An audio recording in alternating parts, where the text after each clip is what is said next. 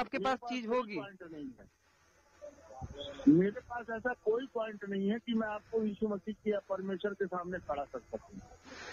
नहीं, परमेश्वर के सामने खड़ा करने की बात मतलब वो साकार है, निराकार नहीं है ना। हाँ, तो आपको जो है आप भाई जी और जहाँ तक रही बात, एक बात मैं आपको ये पॉइंट और बताना चाहूंगा, जो आपने अपनी टेस्टिमनी में मुझे बताया था कि आप इतने दिनों से रुके, मतलब आपका जो कर्जा वगैरह था इतने दिनों से रुका पड़ा था, और जब से आपने प्रभु यीशु का ध्यान करना शुरू किया तब से सारी चीजें परिवर्तित होने लगी और आपका सब काम होने लगा।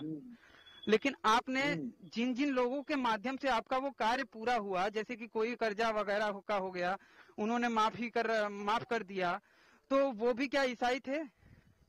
वो हिंदू थे? कभी जाके उनसे भी पता कीजिए, हो सकता है कि वो उनका कहानी हो कि भैया हमें हमारे बजरंग बली या फिर दुर्गा मैया का या वो हुआ, इसीलिए हम लोगों ने इनको क्षमा कर दिया, या फिर इनकी जो वो कर्ज था उसको माफ कर दिया। आप सारी चीजें यीशु पे ही क्यों मिला रहे हैं? हो सकता है तो फिर आपका जो भला हुआ वो यीशु से नहीं हुआ, वो तो देवी माँ या फिर शंकर भगवान से हुआ। हो सकता है। हाँ, तो आप गलत चीज को मान रहे हैं, तब ये भी हो सकता है। हो सकता है। तो उनको इस तरह से मानना गलत है, क्योंकि आप गलत चीज को मान रहे हैं ना। हाँ जी जी जी जी। कि आपका ये जो यकीन है वो अंधा यकीन है प्यारे भाई। हो सकता मुझे ऐसा लगता है, मेरा दिमाग ऐसा कहता है। और जहाँ तक रही बात आत्मीयता की, तो आत्मीयता से मैंने बहुत ही पढ़ा। ये पहला चैप्टर ये उत्पत्ति में ही मुझे इतनी सारी चीजें थोड़ा सा गड़बड़ लगा, जिसके बारे में मैंने सोचा कि भाई ये भाई हैं, राकेश भाई जी हैं, मुझे अवश्य जवाब देंगे। डालो तो आप कहोगे कि हाँ ये सही है, मैं बता दूंगा कि भैया बाइबल में फलाना चैप्टर फलाना वर्ष पे अंग्रेजी का 2 वर्ड लिख दूं कि भैया ऐसा ऐसा है, तो आप मान लोगे? जबकि आप धर्म प्रकाश शर्मा की वही चीजों को मान रहे हो कि हाँ भैया ये तो बोला है, सही है। अरे सुनो, तो मान नहीं रहा हूँ भैया, मेरे किसने कह दिया मैं मान? जब आप मान नहीं रहे तो मुझे बता क्यों रहे हो वो चीज प्रमाण के तौर पे? आपने बोला तो मैंने बताया, मैंने कुछ मैंने आपसे ये नहीं कहा कि आप मुझे उनका प्रमाण दो। 2 महीने का या 3 महीने का 4 महीने का कोई बच्चा है, वो कौन सा उससे आपकी पाप की अपेक्षा रखते हैं? हाँ, उसने कौन सा पाप किया था? उसको तो दंड दिया ना। बच्चे पाप नहीं करते हैं, बच्चे पाप नहीं करते हैं, बच्चे पापी नहीं होते हैं, बच्चे पाप नहीं करते हैं, बच्चे पापी नहीं होते हैं।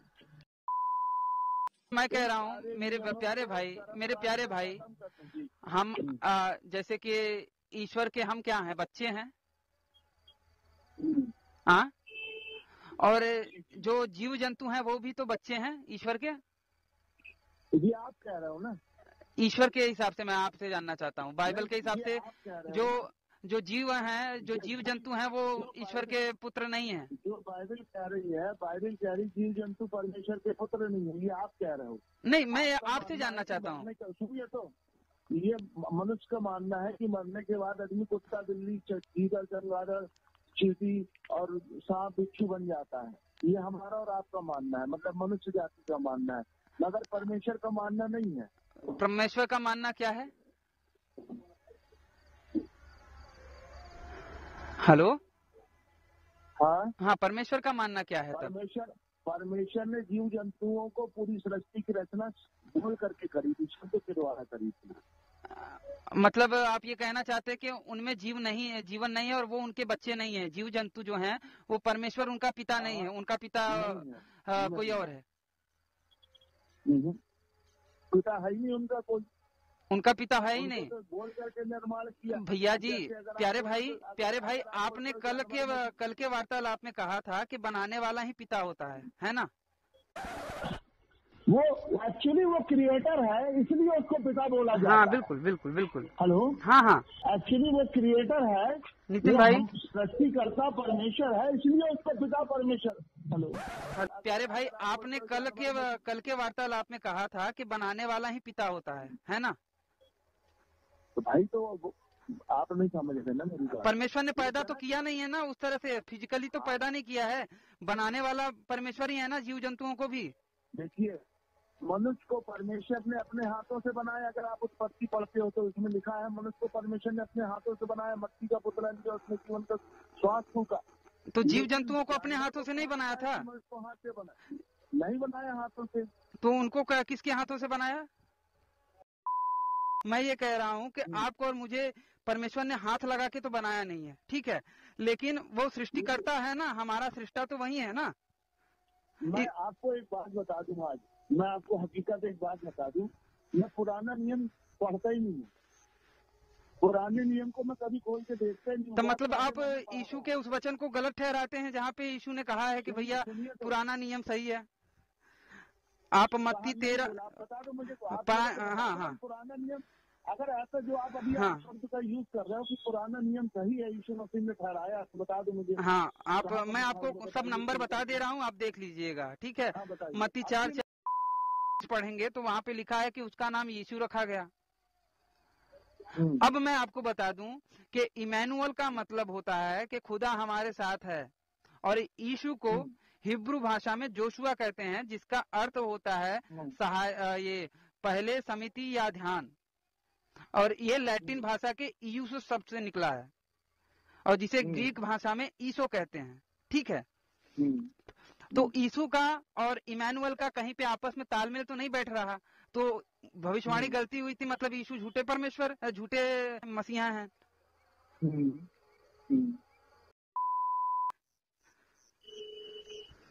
तो मैंने सोचा कि भाई अगर आप इसके विषय में समझा सकें। बाइबल को बंद करके रख दो, ओके, बाइबल मत पढ़ो। परंतु भाई जी मैं सिंपल ये कह रहा था, कि आपने कहा था कि हम सभी ईश्वर के पुत्र हैं, बच्चे हैं ईश्वर के। मेरी बात को मत मानिए आप, सुनिए मेरी बात। मैं आपको एक बात सही बिल्कुल सीधा सरल रास्ता बताता हूँ, और सीधा रास्ता बताता हूँ, ठीक नहीं।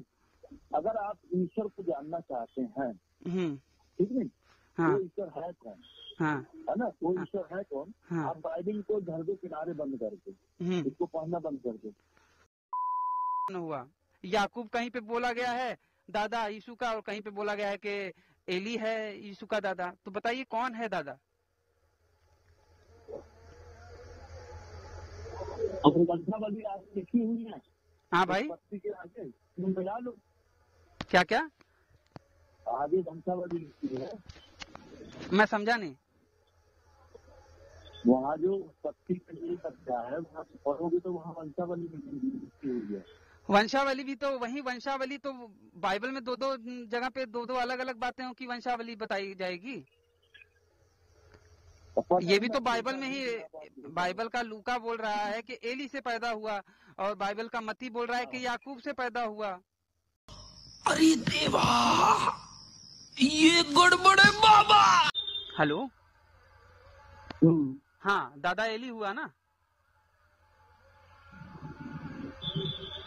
इसके बारे में स्टडी नहीं किया हूँ, करना पड़ेगा। हाँ, और तो वही कह रहा हूँ ना, यहाँ पे दादा दो दादा बता रहे हैं, या फिर दो दादा थे एक साथ किए थे, मतलब क्या समझ में नहीं आता। तो यही कह रहा हूँ कि इतनी बड़ी मेजर गड़बड़ियां हैं, वो भी पवित्र शास्त्र में, जिसको कहा जाता है कि ईश्वर की आत्मा की प्रेरणा लेके लिखा गया है, पवित्र आत्मा की प्रेरणा से, तो उसमें इस तरह की बड़ी गड़बड़ियां मानने योग्य नहीं लगता ना भाई। और आप पढ़े लिखे व्यक्ति हो, और आपको तो कई सारी चीजें मुंह जबानी याद हैं, कई सारे वर्ड्स, तो मुझे लगता है कि इस विषय में आपको जानकारी होनी चाहिए। तो मित्रों, हिंदुओं का भूत भगाने वाले इवेंजलिस्ट अपोस्टल राकेश लाल जी के साथ हुई हमारी तीसरी और निर्णायक बातचीत जो हुई है, उसे अगर आप सुनना चाहते हैं तो वीडियो के डिस्क्रिप्शन और पिन कमेंट में दिए गए लिंक पर विजिट जरूर करें। धन्यवाद जी।